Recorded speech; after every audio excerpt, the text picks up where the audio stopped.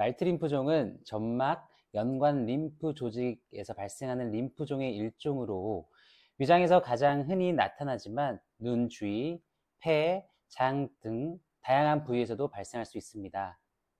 주로 중장년층에서 많이 발생하며 조기에 발견되면 생존율이 90% 이상으로 보고될 정도로 치료 효과가 매우 우수한데요. 초기 단계에서는 헬리코박터 파일로리 제균 치료만으로도 종양이 소멸되기도 합니다. 하지만 병이 진행된 상태에서는 방사선 치료나 항암 화학요법과 같은 적극적인 치료가 필요할 수도 있는데요. 여기서 중요한 점은 바로 조직 검사 결과입니다. 진단 결과는 환자의 치료 계획뿐만 아니라 보험금 청구에 있어서 큰 영향을 미치며 조직 검사 결과에 따라 암보험금 분쟁으로 이어질 가능성도 있기 때문이죠. 말트림프종 진단 이후 보험금 청구 과정에서 발생하는 가장 큰 문제는 조직 검사 결과의 해석입니다. 보험 약관에 따르면 암 진단비는 병리학적 확정 진단이 내려져야 지급되기 때문이죠. 그러나 여기서 주의해야 할 부분이 있는데요. 병리 검사 결과에서 RO, Suggest, Suspicious 등의 용어가 사용되었다면 이는 확정 진단이 아닌 의심 단계로 간주됩니다.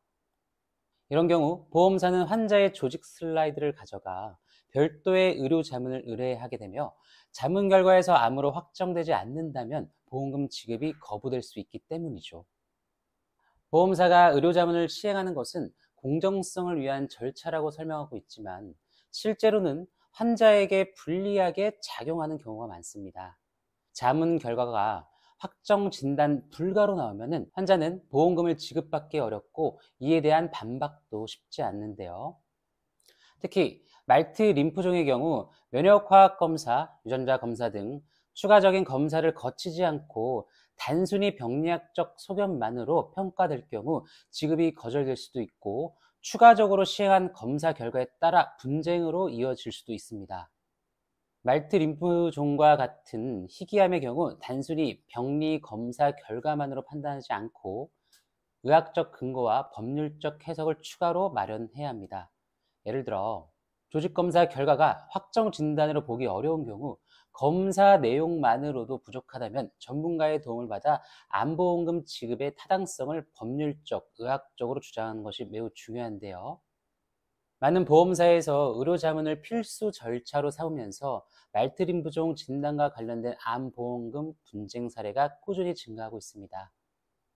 실제로 병리의사가 작성한 보고서에서 루라울 림포마 같은 의증 표현이나 서스피셔스 포 림포마 같은 의심 단계 용어가 사용됐을 경우 보험사는 이를 확정 진단으로 인정하지 않을 수 있습니다. 또한 면역화학 검사에서 일부 파지티브 소견만 확인된 경우에도 확정 진단으로 인정하지 않을 가능성 또한 배제할 수 없는데요. 보험 분쟁 같은 현실적인 문제로 인해 환자들이 힘들어하는 일이 줄어들길 바랍니다. 이러한 분쟁을 줄이기 위해서는 조기 상담을 통해 효과적인 대응 방안을 마련하는 것이 중요한데요. 도움이 필요하시다면 이손사 보상TV로 연락 주시기 바랍니다.